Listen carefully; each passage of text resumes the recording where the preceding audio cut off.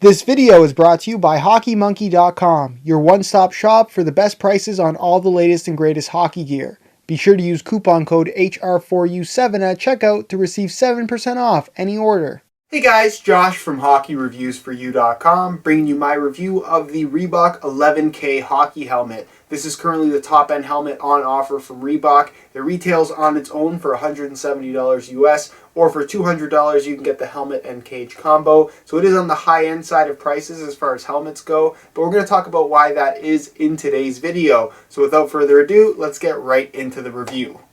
First things first, let's talk about the design of the helmet. Now from a visual standpoint, I actually quite like the look of the 11K. It's a more traditionally designed helmet in terms of aesthetics. It's got a rounded off front area, which to me looks very, very clean. Fairly rounded off side piece to the helmet as well. And it's not until you get to the back where you're going to see some more aggressive lines, a more modern styling. But for the most part, it isn't overly modern. It doesn't make it look like you're wearing a space helmet or anything like that. And actually, when you're wearing the helmet, it looks pretty good too, even though there is a little bit of bulk to it because you do have some pretty thick EPP foam padding. But as far as the design itself is concerned, I think most people will actually enjoy the look of the 11K. Another cool design element that is exclusive to Reebok are the exposed carbon fiber inserts that give this helmet a pretty unique look in my opinion. Now this is of course the black on black colorway, so you're going to find a black shell with black carbon fiber inserts, whereas other colorway variations of this helmet will actually have silver carbon fiber inserts,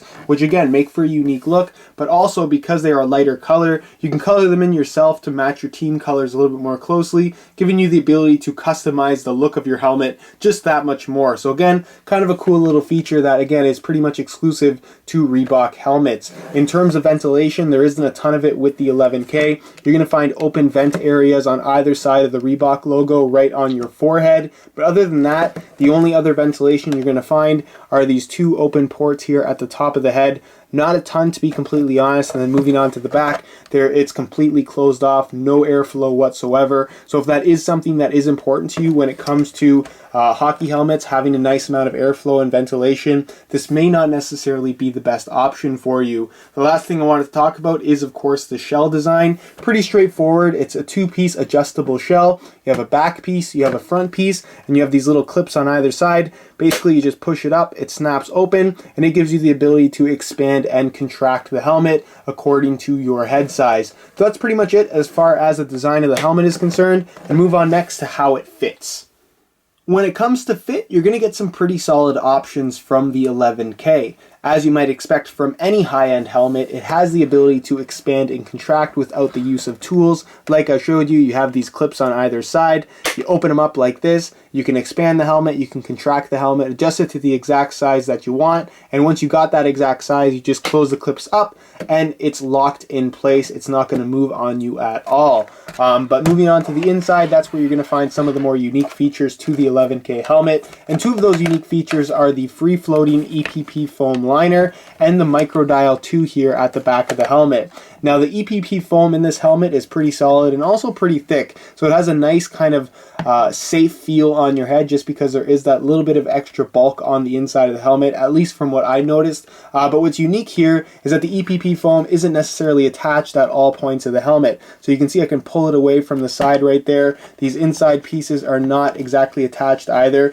They're attached at certain points, but they're not, like I said, fixed to the inside of the shell like you would normally find. The reasoning for that is because it's designed to work with this microdial 2 system, and that's this little piece right here that rests at the base of your head and the top of your neck, I guess. And essentially what it is, it's a little dial system right here, and when you turn this dial, you can see that it pulls on these little green plastic cables and it closes the inside of the helmet on your head, allowing you to get a nice custom secure fit. Now this microdial little piece right here has a nice soft gel material on it, which is something that I really like. I found it to be particularly comfortable, and it actually does have the ability to go up as well as down depending on your head. And depending on the shape of your head at the back there, everyone's a little bit different. So it's nice that it does have that little bit of adjustability to it as well. But you can see you have these little green pieces of plastic that essentially run down the side and all the way around the rim of the helmet. So when you actually pull it in, it pulls in the thing. You guys can actually see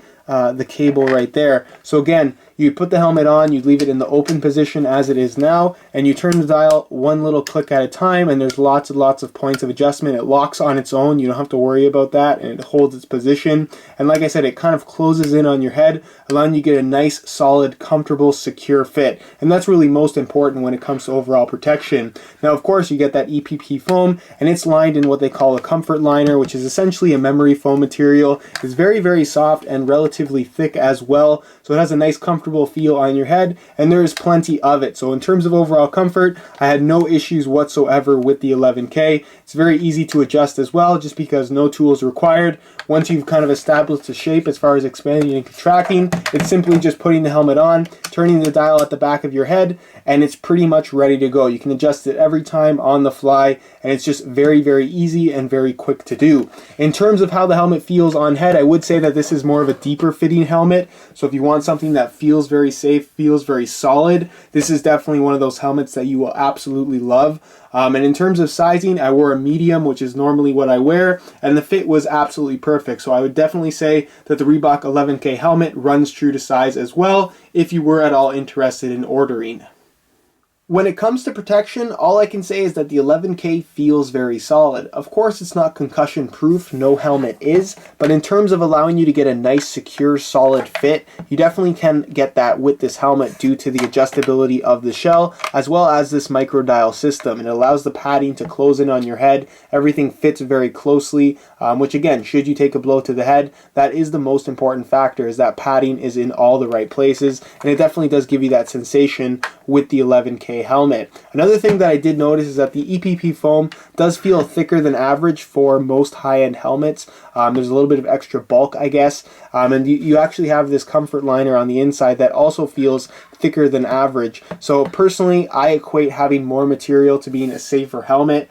And again, this is something that is a varying opinion, not necessarily a fact. But if you want something that feels more substantial on your head, you want to feel the padding, you definitely, again, get that sensation from the 11K helmet, which is great when it comes to overall protection. Another thing to consider with the 11K that is fairly unique to this helmet are the carbon fiber inserts. They're not just there to look cool, they're also supposed to add to the overall structural integrity of the shell itself. And what I can tell you is that the shell is extremely rigid. There are certain high-end helmets out there that have a lot of flex and give to the shell itself. The plastic feels very solid. The carbon fiber inserts really don't have much flex to them either. And it also does help to reduce the weight of a helmet ever so slightly. So for the most part, a solid shell and lots of extra padding on the inside, along with a high quality fit, makes for a pretty safe helmet overall. So again, if you're looking for something that is great and really high end when it comes to protection, you're definitely going to get that from the Reebok 11K.